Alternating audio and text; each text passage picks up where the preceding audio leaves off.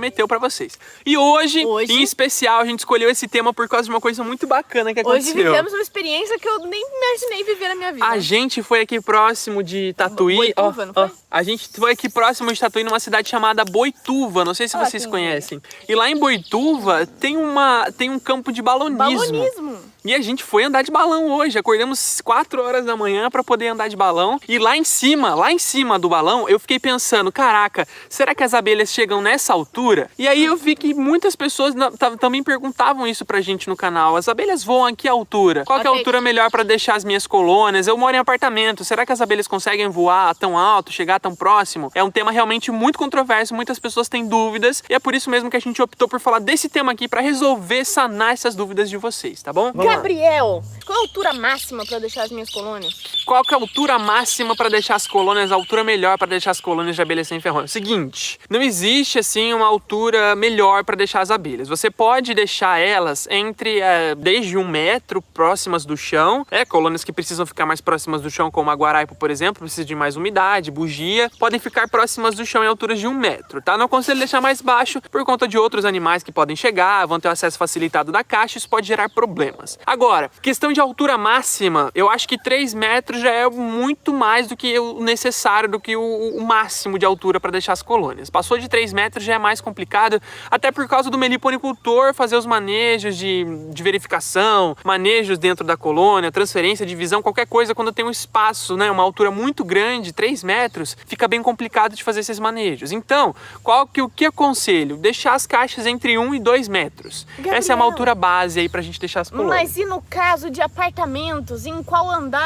Até qual andar eu posso ter abelhas? Apartamentos, isso é uma coisa que muitas pessoas perguntam. Se você que tá aí mora em apartamentos, você deve deixar suas colônias, vamos supor que você mora aí no 5º ou 6º andar. Isso é coisa, hein? É ideal, 3 metros? é ideal você arrumar algum jardim externo no seu apartamento que seja possível colocar as colônias e deixar lá próximo do 1º e 2º andar.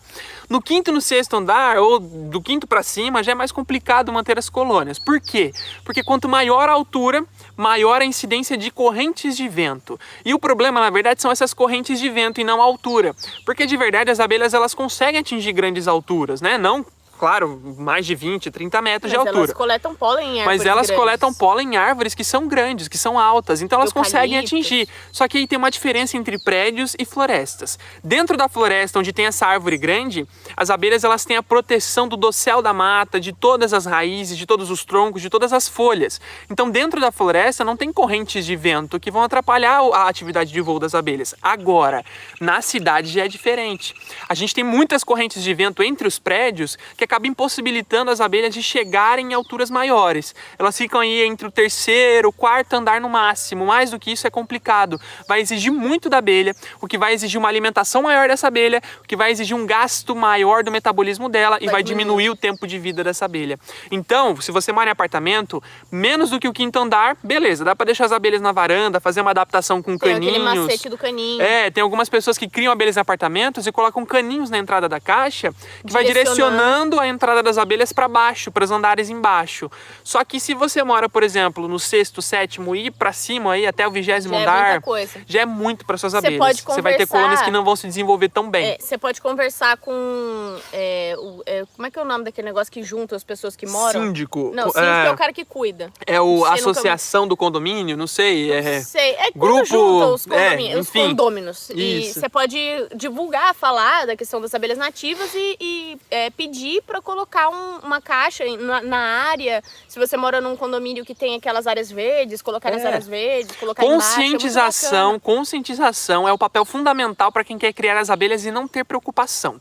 Porque quando a gente tem vizinhos conscientes, quando a gente tem outras pessoas que moram num condomínio que estão conscientes da existência das abelhas, da importância dessas abelhas, a gente tem uma comunidade trabalhando para o bem-estar das nossas próprias colônias. Então a gente consegue manter as colônias bem mais facilidade, né, e bem com mais segurança do que a gente conseguiria, por exemplo, se não tivesse falado com ninguém. Como acontece em pessoas que moram em regiões rurais, como aqui em Tatuí, por exemplo, criam abelhas e os vizinhos passam pesticida, colocam Roundup, veneno para mato, desfolhante para soja, para trigo, para colheita, e isso acaba interferindo na atividade das abelhas, e por conta da desinformação, dos vizinhos não conhecerem esse mundo das abelhas sem ferrão, a gente acaba prejudicando muitas colônias e até matando muitas colônias por conta desses problemas causados pela desinformação. Quanto mais pessoas souberem, quanto mais pessoas conhecerem, mais protegidas as nossas abelhas estão. O desconhecimento é uma arma. Justamente. É o que acaba com ela. Altura para pôr isca, faz diferença? Ah, altura para pôr isca, bem lembrado, faz total diferença. Tem abelhas, como eu disse para vocês, como a guaraipo, a bugia,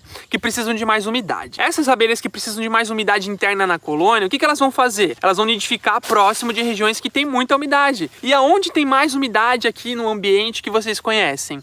São as árvores? Sim, as árvores têm mais umidade do que um espaço aberto com sol, por exemplo. Agora, no solo, tem muito mais umidade do que na copa das árvores, por exemplo. Porque o solo retém água e essa água evapora com o passar do tempo, com o aquecimento, né? Então esse vapor vai gerar umidade. E quando as colônias estão próximas do chão, elas consequentemente têm mais umidade interna. E para guaraipa e para bugia, isso faz total diferença. Claro que tem outras espécies que vão necessitar dessa umidade excessiva também do interior da colônia para se desenvolverem bem. Então, se você quer capturar espécies que precisam de mais umidade, iscas mais próximas do chão estão mais eficientes do que iscas mais altas, tá? Elas vão ter mais umidade interna. Agora, se você quer capturar outras espécies, manda-saia, por exemplo, que não tem uma umidade interna tão elevada, mirins, jataís, que também não tem umidade interna tão elevada, colocar a isca entre 1 metro e 2 metros, assim como as colônias, é o ideal para você conseguir boas taxas de captura. Menos de 1 metro, a chance de ter algum animal que pode chegar até a colônia depois de estar capturada, coati, gambá, gato, cachorro mesmo, a chance de ter algum animal chegando até a isca é muito maior. Então a chance de perder essa isca é muito maior também. Então deixar entre 1 metro e 2 metros é o ideal para não ter animais e para não ser tão alto para dificultar as capturas também, tá? Deixando nessa base, nesse nível de altura aí, já vai ser bacana para suas capturas aí, tá bom? É interessante observar, por exemplo, que as espécies que a gente observa nidificando em alturas maiores, assim,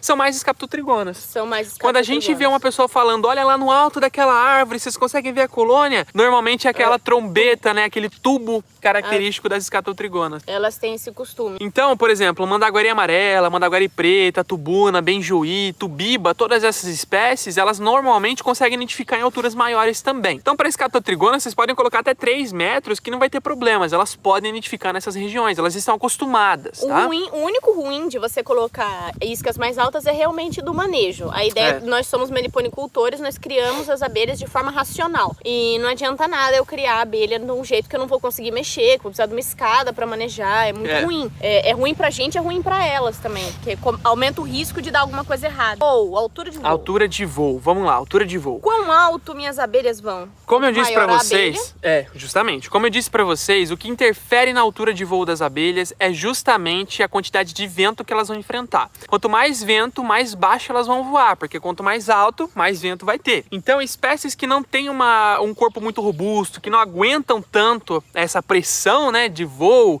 essa pressão de longas distâncias de voo, espécies de trigoniformes, por exemplo, que são mais esguias, elas vão ter uma altura de voo mais reduzida. Elas vão voar por menos distância, por menos tempo e numa altura mais reduzida. Agora, as melíponas, que são espécies mais robustas, manda-saia, bugia, guaraipa, essas espécies de melíponas, elas por terem esse corpo robusto, esse porte robusto, elas têm mais músculos no tórax, que é o músculo que vai ser responsável pela locomoção delas, né, pelo bater das asas. Consequentemente, elas conseguem manter mais a rota de voo e conseguir em alturas maiores. Elas são mais resistentes. Solitárias, como as mamangafas, vão mais alto Nossa, ainda. As mamangavas vão muito alto. Troncudas, né? Como a Júlia disse, os zangões vão mais com alto, certeza. porque são troncudos. Como a Júlia disse, quanto maior a abelha, quanto maior o porte, tórax, né? quanto maior o tórax, que é onde vai ter os músculos locomotores das asas, maior vai ser a altura de voo, a distância de voo e a resistência para voo dessa abelha. Então as melíponas, a gente consegue ver melíponas aí voando em alturas bem grandes, muito maiores do que trigoniformes, por exemplo. Então árvores muito altas, preferencialmente vão ser as melíponas que vão forragear. Árvores mais baixas, melíponas e trigoniformes, tá? Então a gente tem essa diferenciação na relação da altura de voo dessas espécies, tá bom?